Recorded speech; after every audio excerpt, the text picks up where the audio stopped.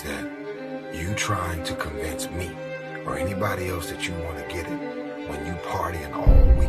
As soon as you get any kind of money, you buying a bunch of shit that you really can't afford. It's time to stay focused. It's time to decide, fuck clubs, fuck partying, fuck trying to fit in and socialize. You still got work to do. Stay on that basketball court. Stay on that football field. Fuck all the homies texting and calling and trying to make you feel bad about being so focused. It's grind season, homie. It's not about today. It's about the future. You do the work now. And all of the shit that you could ever want to do for your family, your kids, your loved ones, it's all going to be on a whole nother stratosphere. It's time to stay focused, man.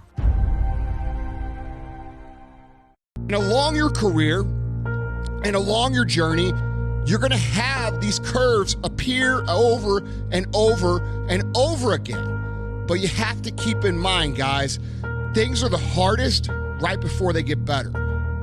Things are the most frustrating right before they get better. Things are the worst right before they get better. And it's hard to remember that when you're going through it. It's hard to remember that when you owe every single creditor, when your wife or husband's yelling at you for spending too much time at work. It's hard to remember that things are going to get better, but they are, and this is part of the process. And all of us go through these little curves. We all do it. And guys, it's the ones who understand that things are going to improve and keep focused on the end result that make it through these curves. No one sees the struggle in here. No one sees the hardship, the early mornings you get up. No one sees any of that. They just see if your hand's raised or not. And if it is, oh, what a great guy. Oh, I wish I could be that guy. I wish I could be that guy.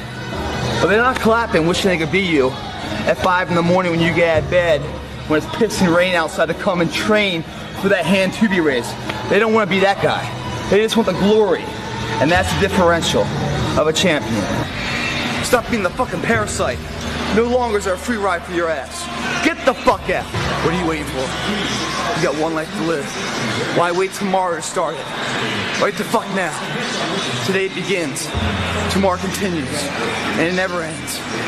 Until you reach your goal and cross the finish line with your hand held victorious. We're putting the work in now so we never wonder what if. Not run by the clock. Run by our desire where we want to go tomorrow. It's time to stay focused. It's time to decide, fuck clubs, fuck partying, fuck trying to fit in and socialize, rub elbows with everybody so people can stop calling you weird.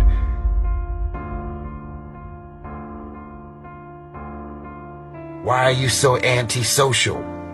Because I'm trying to get it. Why are you staying on the basketball court so much? Because I'm trying to get it. Why are you out there practicing in the hot sun when ain't nobody else out there? Because I'm trying to get it. These clubs, these parties, all this shit ain't going nowhere. The more weird you are is a reflection of how committed you are to focusing on your shit, molding and shaping and developing your ideas and your craft so that when it's time for you to make your rounds, you gonna fly. That third failure in a row, did you think, I need to pack this in? Never. Why not? I don't ever give up. I mean, I'd have to be dead or completely incapacitated. How did you figure you were going to start a car company and be successful at it? Well, I didn't really think Tesla would be successful. I thought we would most likely fail. But I thought that we at least could address the false perception that people had that an electric car had to be ugly and slow and boring like a golf cart. But you say you didn't expect the company to be successful, then why try? If something's important enough, you should try, even if the probable outcome is failure. If you go back, say 300 years, the things that we take for granted today would be you'd be burned at the stake for. Being able to fly, that's crazy. Being able to see over long distances, being able to communicate, having effectively with the internet a group mind of sorts, and having access to all the world's information instantly from almost anywhere on the earth. This is stuff that really would be magic, or would be considered magic in times past. In fact, I think it actually goes beyond that, because there are many things that we take for granted today that weren't even imagined in times past. They weren't even in the realm of magic. The point is, you don't know how much future you've got. What's gone is gone. There's absolutely nothing you can do about it. Some of you have had divorces. Some of you have probably had bankruptcies. Some of you have had terrible things happen in the past. But what's gone is gone. It's in the past. And to spend your time focusing on the past is to spend the only thing that you've got, and that's what's right here, right now, because the sand never stops running. This is all we've got. And to spend your time now thinking of what happened there is making absolute certain that the future is going to be the same as the past.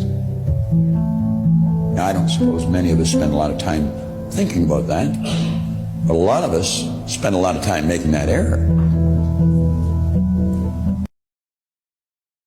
I'm going to show you how to become a millionaire. All you need is to have one thing that you can get $10 for. I don't care if it's cutting hair, cutting grass, painting, babysitting. Just get somebody to give you $10. All I want you to do is do it 10 more times. That's all.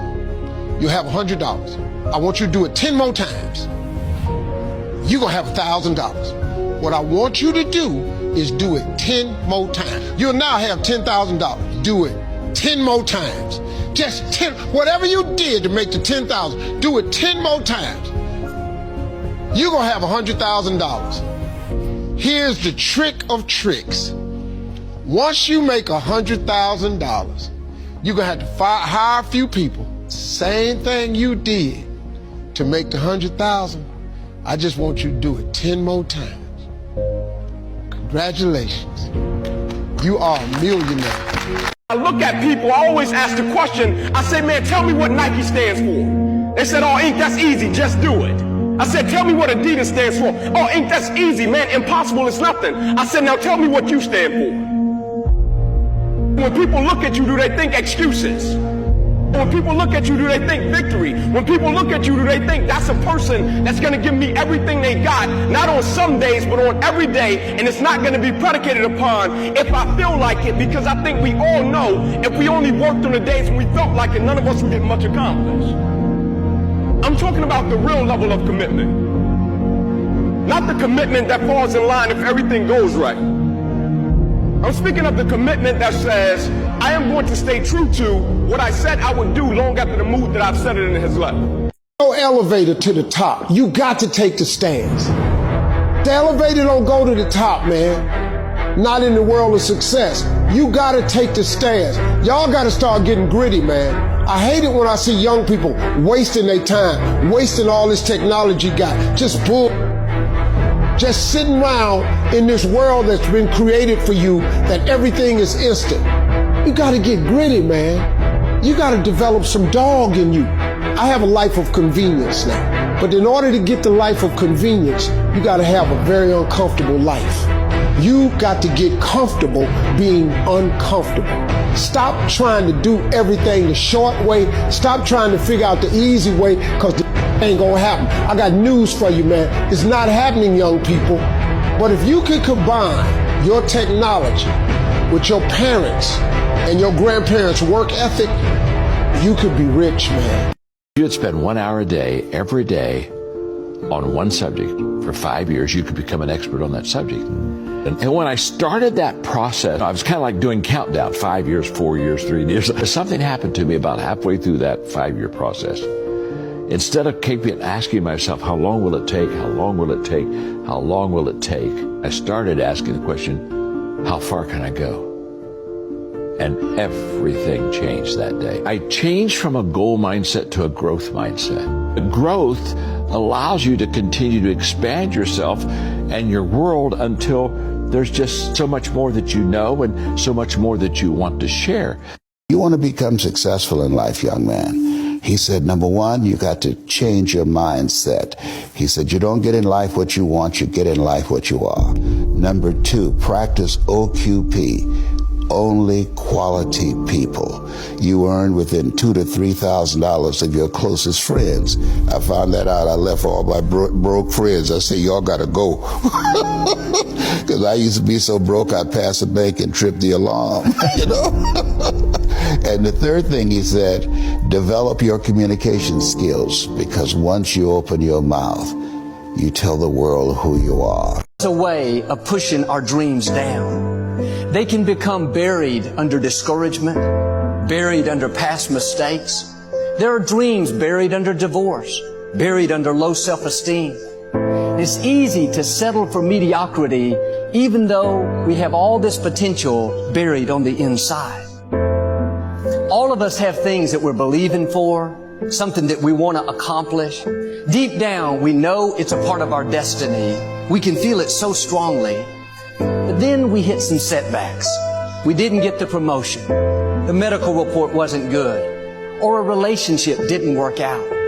Now don't let circumstances talk you out of it. You may not understand why a business didn't make it, why a person walked away, why you came down with an illness. You were doing the right thing, but the wrong thing happened.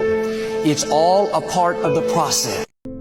All these people out there today that want to promote this positive body love image movement. Let me explain something to you real quick. When you want to dance around in your skin tight leotards with your fat rolls hanging out and saying you should love me for my personality, not my body, and you're promoting laziness and eating unhealthy and doing this, that, and the other and giving little care or concern to your body, let me tell you something. Let me accuse you of one thing here.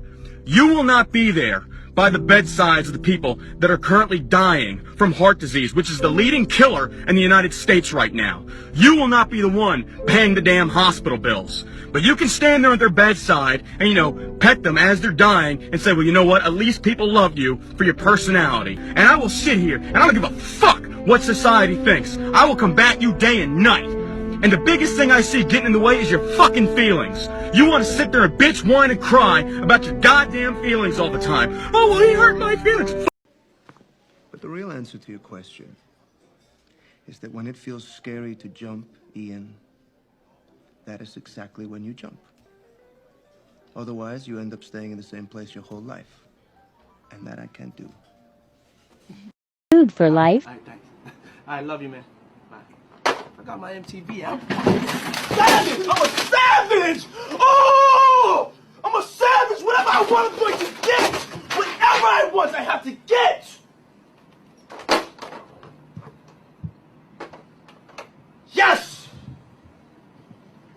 What's next? What's next? I gotta get it. I'm not gonna stay fucking down. I'm not gonna stay fucking lying down. I'm not. I can't do that, man. I can't do that. What's next? Give me something else. What can't you do? I can do it. I can do anything.